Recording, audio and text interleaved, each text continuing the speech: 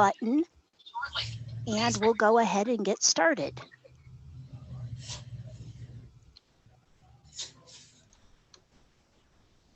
All right, just a reminder, if everyone can please mute their mic. There will be time for Q&A at the end, or you can put the questions in the chat as well. So thank you to those of you that have tuned in tonight.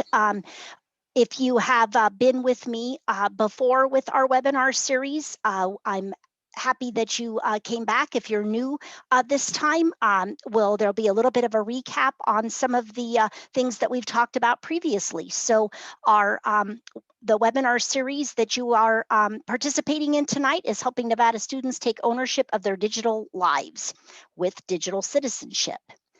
So I am Leanne Morris. I am the Instructional Technology Coordinator for Carson City School District, and I'm very happy and honored to be a digital engineer with the Nevada Digital Learning Collaborative. This is the third webinar in our in the series that I have put together. As you can see, we'll be talking about digital citizenship safety tonight, rights and responsibilities, health and wellness, and the security and privacy. I also wanted to draw your attention. The April webinar will take a much deeper dive into student data privacy and cybersecurity. So we won't get into much of that tonight, but there will definitely be more information coming on those topics. So as I mentioned before, we're going to focus on digital citizenship safety tonight, and there will be a Q&A at the end. So we'll go ahead and jump right in. So the majority of the information for this webinar and the next two are based on Mr. Mike Ribble's book, Digital Citizenship in Schools. And you can see a little bit about Mr. Ribble. He's the Director of Technology in the Manhattan-Ogden Public Schools in Manhattan, Kansas. He is really the guru of digital citizenship, and so I have built this work around his work, and you can see he has other books. In fact, this is also another resource that I'll be referencing tonight as well. If we go back for just a second, you'll notice that this book, the third edition, was published in 2015. The very first book that he published, the first edition, was back in 2007. So digital citizenship has been around quite a while based on the work that he started back then. And he really talks about he takes a deeper dive into those elements of digital citizenship and put together this what he calls the S3 framework, S3 for safety, savvy, and social. And as I mentioned before, we'll be talking about the safety elements tonight. I have also hyperlinked each of the books from the previous slide and this slide to Amazon if anyone is interested, in finding out more about those books. So as you can see, and kind of a recap, if you're new to the webinar series, these are the 9 elements, and we'll be talking about those top 3 as mentioned before. The reference at the bottom is which book I took the information out of, and so I just want to make sure that everybody is aware of that and to give credit where credit is due. So let's go ahead and jump right into these first 3 elements. Just a quick recap of digital rights and responsibilities. Requirements and freedoms extended to everyone in a digital world. So that's kind of a very basic definition for rights and responsibilities. For digital health and wellness, the physical and psychological well-being in a digital technology world, and there's there's so much information on all of these elements, but with all the technology that everyone is using currently with the pandemic, that is definitely one of the elements that is on a lot of people's minds right now. And then we'll talk about digital security. What are those precautions that, you know, can help guarantee the safety of when we are using technology, and especially to help our students understand that. So once again, safety, how do we protect ourselves and how do we help protect others? So I really like a little bit more deep dive definition for each one of these. This one in particular, and you'll notice down here for the reference, I have referenced the page number of the book that this came out of, once again, just to give credit where credit is due, because this is actually a quote. So this area of digital citizenship is about helping students understand, you know, that when they are provided opportunities to be able to use the internet, that they are, you know, taking that seriously and being diligent about helping others, as well as informing adults of, you know, potential problems. And, you know, as educators, because we have educators from the classroom, administrators, all sorts of positions in our schools, you know, what is our responsibility, and helping students understand that protecting others both online and in the real world are essential skills that we you know, need to focus on as well. And so this being just a recap of the previous slide, but I wanted to also take you to a resource. It's called Let's Talk Science. And notice that the icon here is a little bit different than the ones that were used from Mr. Ribble's work, and asking a real pointed question, in particular this one: are technology users ready to protect the rights of others and to defend their own digital rights? And you know what, I was just thinking, I did not put this hyperlink in the chat, which I should have, and I'm going to get out of this for just a second, maybe, and share this with all of you, because I want you to be able to have access to these resources. So I apologize for not doing that before. So let's navigate that. Actually, let me go to this share. We want to be able to have you be viewers. So sorry about that. We'll get this going here, because that is hopefully what is most important to all of you that are able to be on the call tonight, is that you can go through a lot of these links, because I'm once again, for the amount of time we have, it is there's a lot of information here, and I hope that you will find it helpful. So let me go ahead and click on this link. Let's Talk Science. Some great information here about taking these elements and framing them around, you know, what this organization is using them for. Notice there are lots of different icons here, but each one of the elements, and we'll be getting into those in future webinars, here's the area on the rights and responsibilities.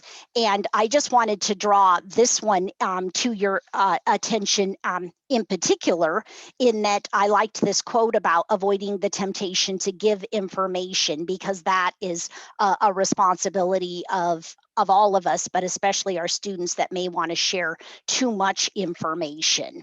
And something else that I think is a great kind of rule of thumb, and it's talked about in this video, is, you know, is it does it pass the test, the grandma test? If you're not sure this is something your grandma would approve of, then, you know, it's probably not the best thing to be posting online. So I just wanted to draw that to your attention as well. So we'll go back to the presentation, and you'll see a theme here with the way I've put these slides together. Keeping with our digital rights and responsibilities.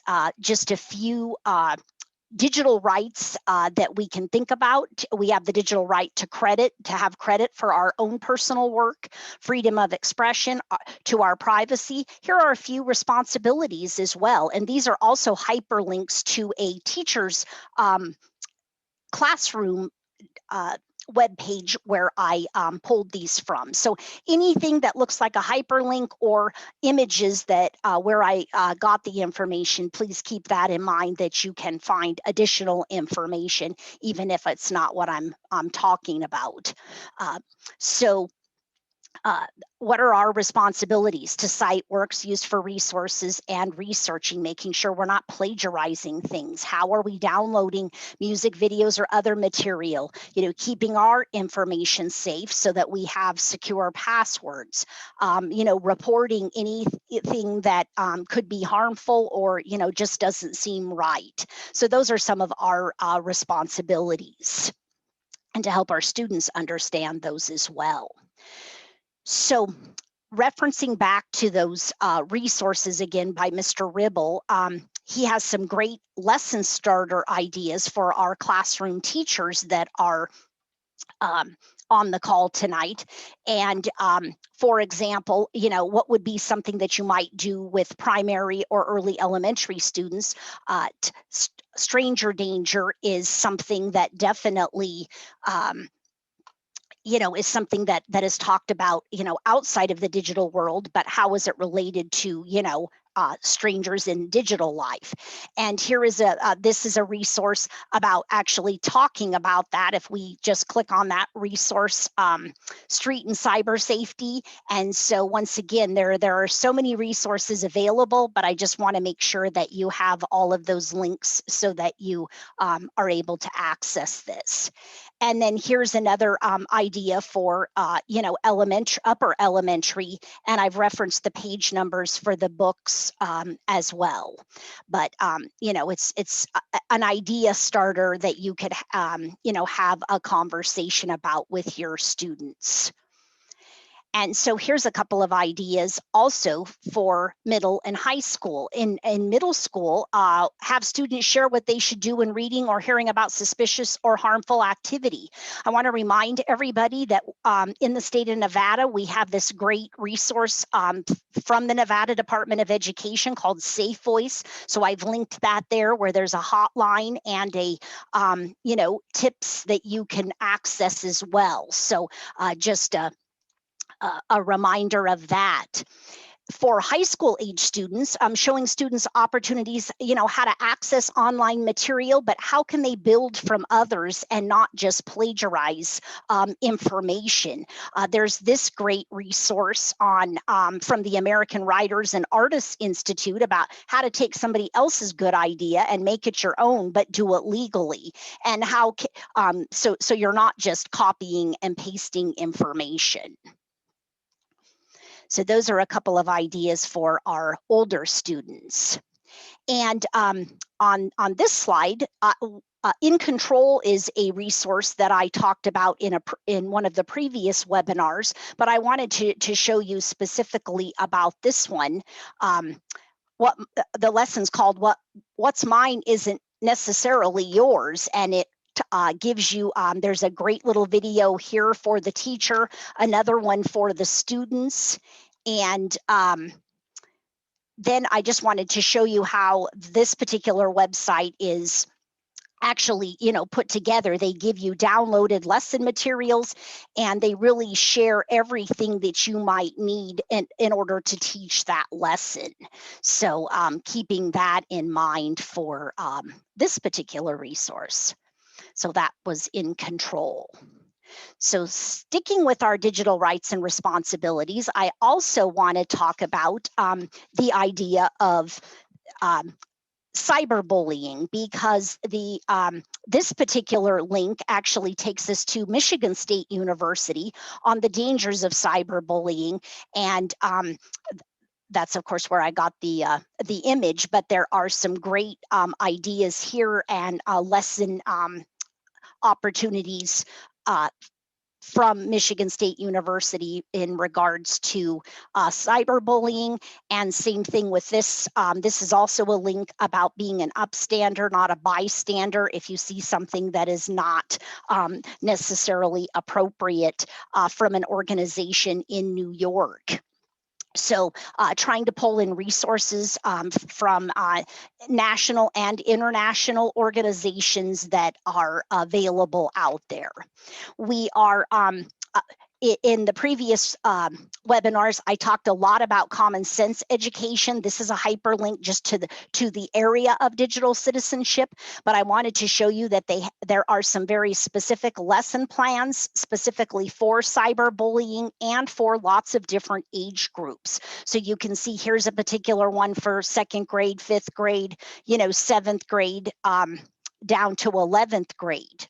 But if we go back to this one, I really like this essential guide to cyberbullying prevention, because this is helping, talk about these kinds of things before they're actually happening. And the lessons that I just showed you, sorry, I hope I'm not making anyone sick scrolling through these, but I wanted to get down to the actual lesson plans.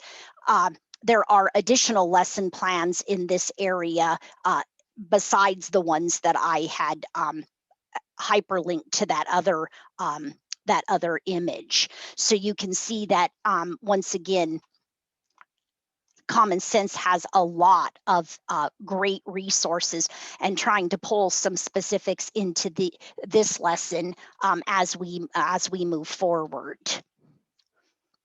And just a quick reminder, all school districts in the state of Nevada, and hopefully all school districts in the country, have an acceptable use policy, or an acceptable, responsible, even some empowered use policy. So I would highly advise that, if you haven't looked at that in a while, please, find where your board policy is and review that. It doesn't, it's a great idea, and it would be a great thing to review with your students as well.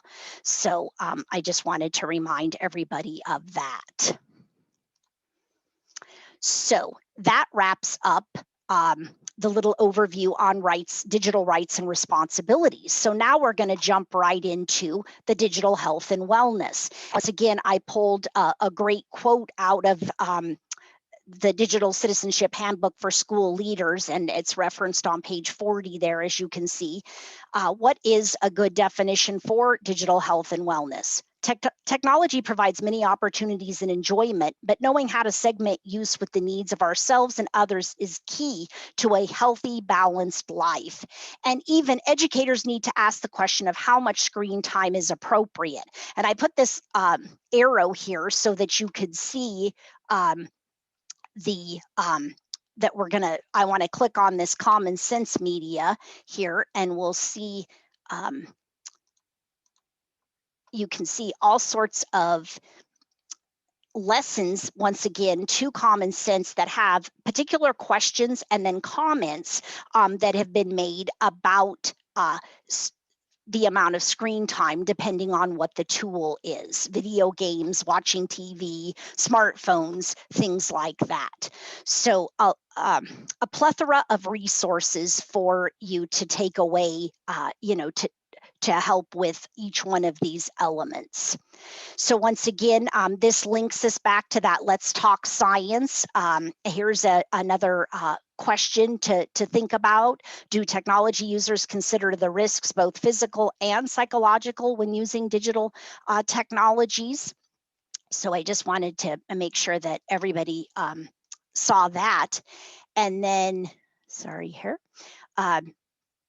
Once again, some lesson starters, a prompt for middle schools, for middle school students, having students consider proper posture and technique. I mean, are we going to have kids with, hunchbacks because they don't sit up straight, carpal tunnel, all of those kinds of things, and be able to talk about those kinds of things. for our high school students, having students discuss, changes to digital devices, what kinds of things can we wear now, besides, simply a Fitbit, but that can tell you all sorts of information about your health.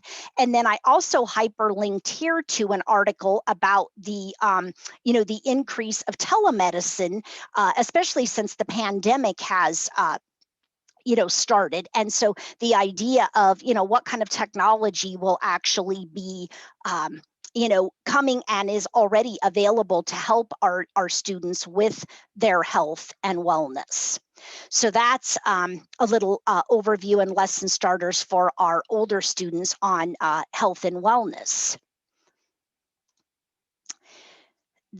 The next resource that I want to talk about for the digital health and wellness, if you're not familiar with Everfi, Everfi is a great resource. We are very lucky to have access to it. Any K-12 school or district can have access to this. This is the general website, but I want to point out that it's free to everybody because they have major sponsors that allow and are able to help keep this current and up to date. But I also wanted to scroll down and show that Clark County School District is highlighted on their website as, of course, one of the largest school districts in the country able to use this. I know here in Carson City specifically, we use their financial literacy curriculum, but if you're not familiar with Everfi, they have some great resources. And here is one of those. This is a hyperlink into what they call the ignition section on digital literacy curriculum for wellness and safety. And notice that all of the lessons that are in this particular curriculum area are for grades 6th, 7th, 8th, and 9th. So if we look at this real quick, you can see that there are all sorts of different resources, and the lesson, once again, is all laid out. The teacher doesn't have to create anything. It's all here for you. So I wanted to point that out. And then this is a link to an actual PDF of a lesson, so you could actually see what a lesson template looks like that's part of Everfi. And another big part of digital health and wellness is the connection with social and emotional learning, SEL. This particular resource, Edwebnet, is an excellent webinar resource. If we click on this, you'll see that this webinar was actually recorded on Wednesday, November 11th. I attended this webinar, and if you click on this, you can watch this webinar recording. If you have not set up a free account with edweb.net, I would strongly suggest that you do that, and you can attend any free webinars that they have, and then they keep track of all the ones that you attend, and you can get your certificates. But this was a great one with digital citizenship and SEL, and it was sponsored by these great ladies that are the founders of Digital Responsibility, and that was why I put this link here, and you can look at the great work that they're doing. This particular link takes us to a common sense, another common sense resource on digital citizenship and social emotional learning. You'll see that it has, quite a few pages that are available in this particular document. Let's go down to page 5. I just wanted to quickly show you the table of contents. Some of these areas are, making sure that they're age appropriate, and the lessons and information that are in here are all by grade level. So you can find what is appropriate for the student's age that you are teaching. So I just wanted to point that out as well. So moving right along, because I see the time is really going by quickly, a couple of other digital health and wellness resources. I talked about PBS Learning Media. We have that here in the north from Reno and also in Las Vegas. So make sure you check out that. Something else that I wanted to draw your attention to, once again, having nationwide resources, this consortium of schools and districts in the state of New York, they have put together this great digital citizenship initiative, and they put these awesome newsletters together. And notice this is from May of 2018, but it's all about digital wellness, and the resources are still, available and current. But I also wanted to show you, which we'll click on the actual icon here, that they put a resource out every month, and each one has a different theme around digital citizenship. So these are great up-to-date resources for you to be able to have access to and know about.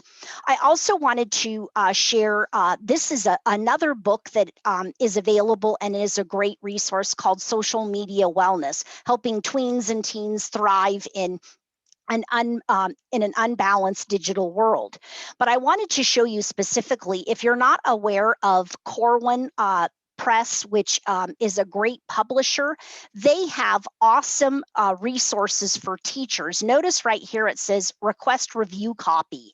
You can actually request a review copy if this is something that you think might be a great resource for your classroom. So I just wanted to point that out as well. So that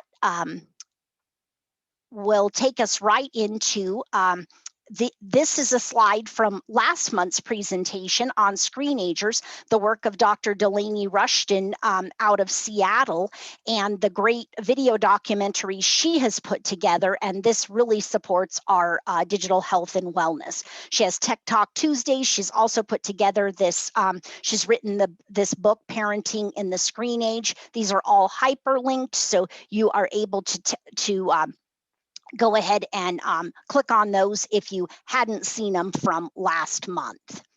And then one more person that I wanted to highlight, Dr. Marilyn Mitchell, also has a great website resource on digital health and wellness called Roots of Action. And I'll take you to this real quick. Research-based resources on fostering positive youth development.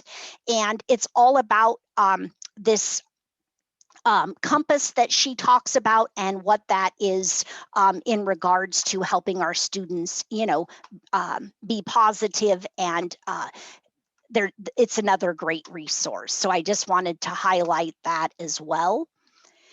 And now we'll jump into digital security, our last element for tonight's webinar. The security, we're really thinking about viruses, worms, or other bots, which actually would be able to, access our sensitive and private information. And it's that they can be passed along on our networks, just like, an illness, as we, as we can think about it in that regard. So when using devices in school or at home, understanding and being aware of attacks and how to prevent them are important skills for our students to understand today. And more than ever, security is so important when we're using technology. So this is, once again, back to our Let's Talk Science. I'm not going to click on that as for time, but the video that's associated with this particular lesson in Let's Talk Science has a great information about passwords, and we're going to jump right into the next slide because our lesson starters for our different age groups talk about that. Even, our upper elementary, identify and discuss, what is information and why should passwords be kept secret, how students, having students share ways to protect their personal information, and keeping, what is a phishing scam. There's all sorts of different things that should be considered and thought about in that regard. And then for high school, having students define multi-factor authentication, So instead of just typing in a password on your computer, then you will also get a text on your phone. And so if someone hacks in and they get your password, they still can't access your information because they don't have your phone. And so there can be quite a bit of debate on that particular topic. And if we go back, this particular resource is going to help you if you don't have a lot of information about that, or maybe don't have as much background knowledge as you would like to. So that will help you.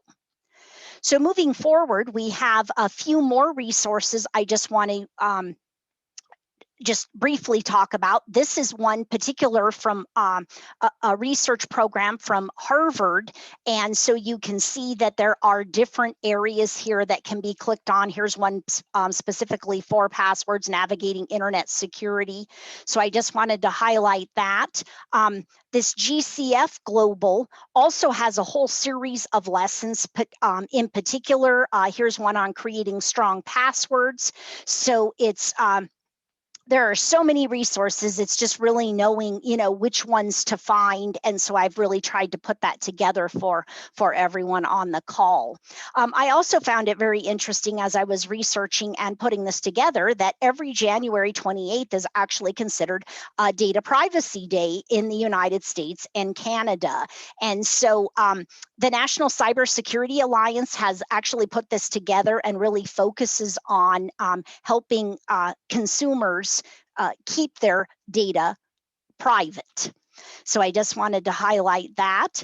A couple of other great resources. This particular school district, Kirkwood School District in Missouri, has an excellent layout of lesson plans that they have put together, or I should say a scope and sequence of lessons that can be used by grade level. And so if you're looking for different resources and, maybe what would be appropriate, this is all laid out. So I wanted to share that with you.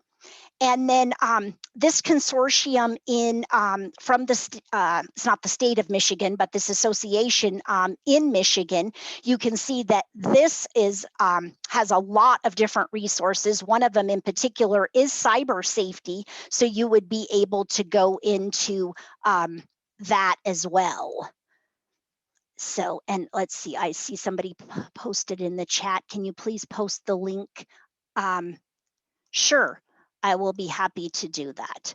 I'll do that in just a minute. Thank you for the question. So, in fact, we'll go back to that. Let me just go back to it so we don't forget. Get to the right slide here. So let me copy that and see if you can access it now. Thank you, Christy, for the question, and hopefully you'll be able to access those newsletters now. So we'll trying to navigate these different windows. So we'll just skip back through to where we were, and there we were talking about this resource for Michigan, and I just specifically put this one out here for cyber safety, since that is obviously our particular element that we're talking about here. And I apologize that we are a little over time, so I hope that you can stick with me. We're just about done here. Another great resource, the Center for Cyber Safety and Education. There's lots of great resources for our younger students here, teaching basic internet safety, and we'll just click on this. Nickelodeon with Garfield there's all sorts of adventures for students to be able to do in this resource. So trying to put resources for all different age level of students as we move through this. And then I just wanted to draw your attention to ISTE is the International Society for Technology and Education. They have a yearly conference, and last year in November 29th to December 5th, there was quite a bit of conversation about cybersecurity. And so, it's really becoming a much greater talked about topic now with, making it something that is really essential and sparking students' interest. I also wanted to point out to you this cybersecurity guide, which actually talks about cybersecurity as, there are standards that are being worked on right now for K-12 students, and then what kind of jobs can students get as, in the field of cybersecurity.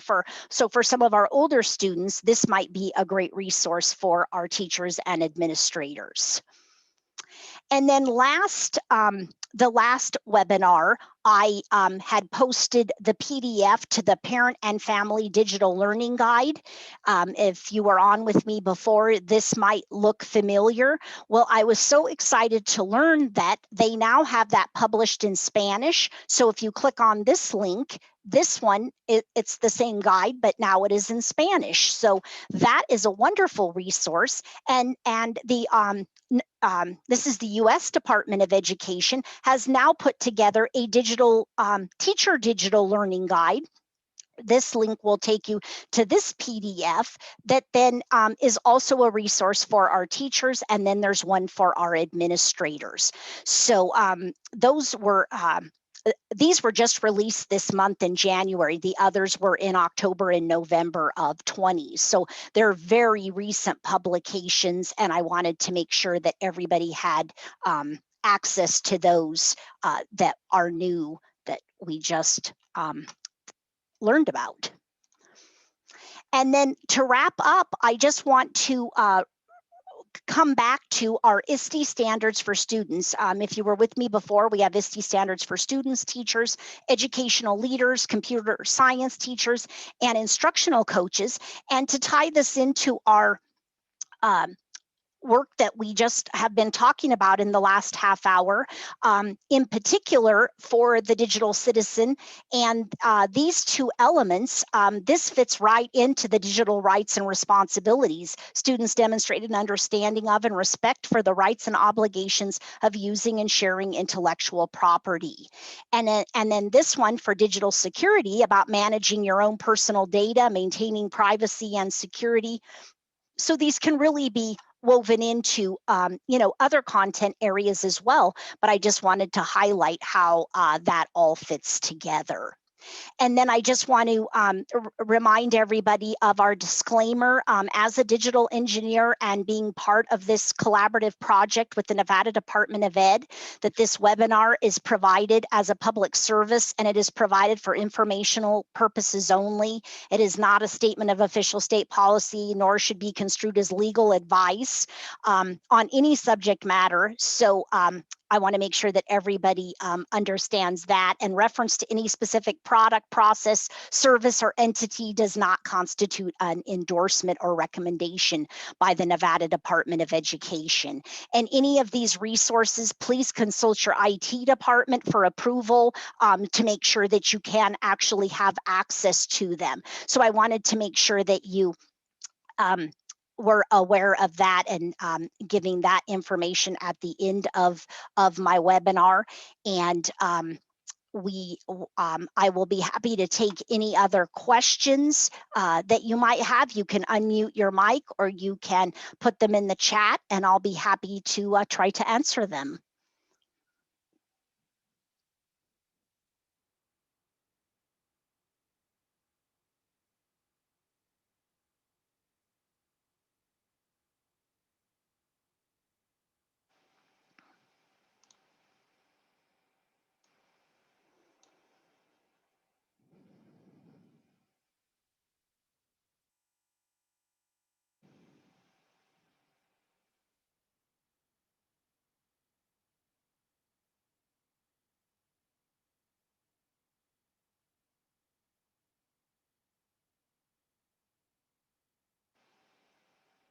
I want to be sure and give adequate wait time. I think we could probably go ahead